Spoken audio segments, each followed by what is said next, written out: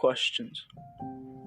We all have them, especially during this time when the world is basically falling apart before our eyes, economies collapsing left and right, cultures being torn down, evil being exposed as it is.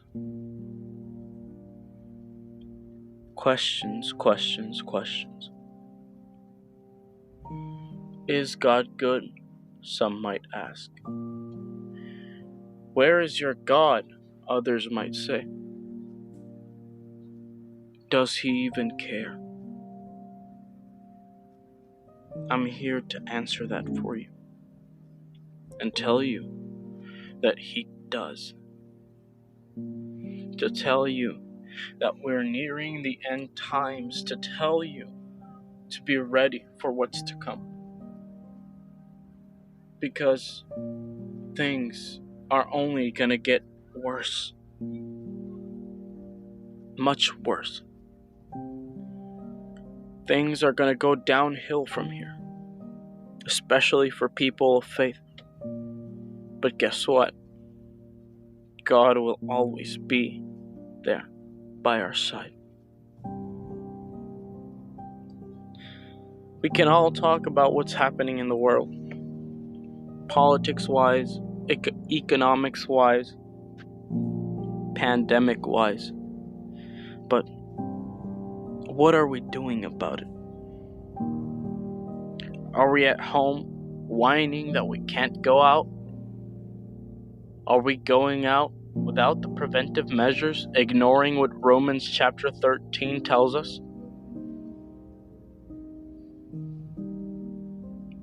Where is our relationship with God? Because I know mine has definitely been slacking. And I have to own up to it. And I have to better myself. And I have to ask God for forgiveness. And put my mind on the right track. It is a fact of life that you must endure difficulty to become better. And that is true in Christianity as well. For example, when one is trying to lose weight, it's hard and it's difficult, and everybody will tell you they know the right way, and everybody would say this works faster, this works best. But the one thing that never fails, that always works for everyone: diet and exercise. Do people want to do it? No.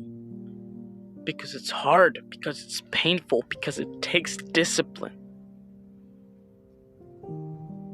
Because they don't want that. They don't accept that. They don't want to seek discomfort. But as Christians, our whole life should be discomfort. Because the devil is lurking around, seeking to destroy our lives if we are truly a threat to him. He doesn't want you going out there inspiring other people, showing them what God has done in your life. He doesn't want them to see that spark in your eye that only people who love God and have a relationship with him have. He doesn't want people to question what it is that you have so they could want it.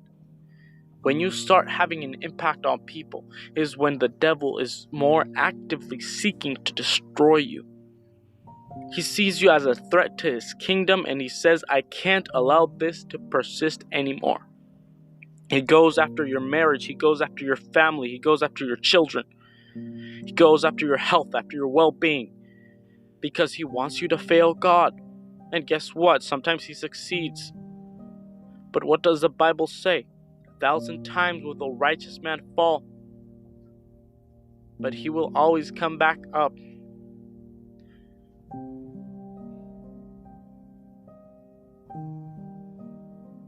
Does God love you even when your life is falling apart? I can tell you this from personal experience.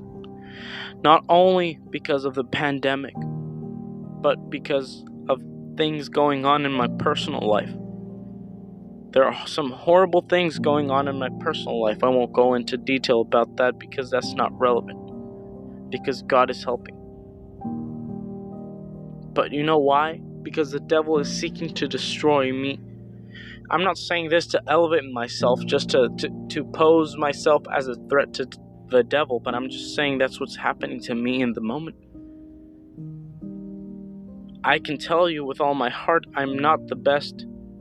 I don't have the best relationship with God right now, but I'm starting to trust Him more because He's shown me His mercy. Even though I failed Him time and time again, even though I've not been faithful and moved away from the path so many times, I ask myself, Lord, how can you love me? How can you love me? If I've done so many things to disgrace your name, how can you love me with all the times and all the things that I've said and I've thought and I've sinned and I've blasphemed against your name? How can you love me? That's how grace works, brothers. That's how mercy works. That's how God, everlasting love, works. That's how agape love works. It transcends every single barrier, and it moves mountains. God knew every single time I would fail Him. God knew every single time I will fail Him. But guess what? He still decided to die on that cross for George right here. For you, viewer, He also decided to die on that cross for you. Despite all the things that you've said and you've done, despite all the things that you will say and you will do, He still decided to give His life for you.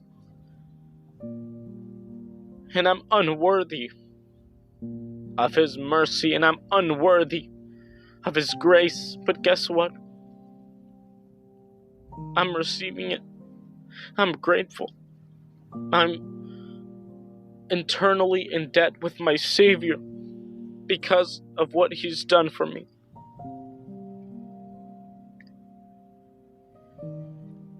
When things like this come to my mind, I remember the story of Job. Everything he endured all those years. But in the end, everything came to a resolution with him shown as victorious. Even though there were bumps in the road,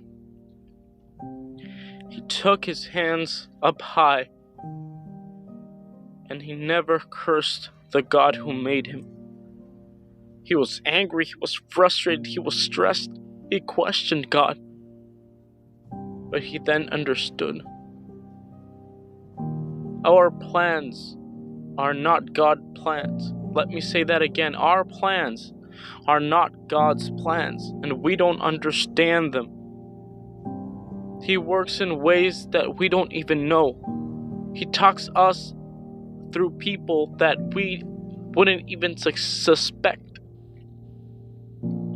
He is so amazing, and everything is working with him. I guess the thing I would want to leave you with today would be trust. Trust that God is faithful. Trust that He is good. Trust that even when all changes, God has a purpose for you. Only you must be willing to take that responsibility God will give you. This was Biblical Thinker. Out.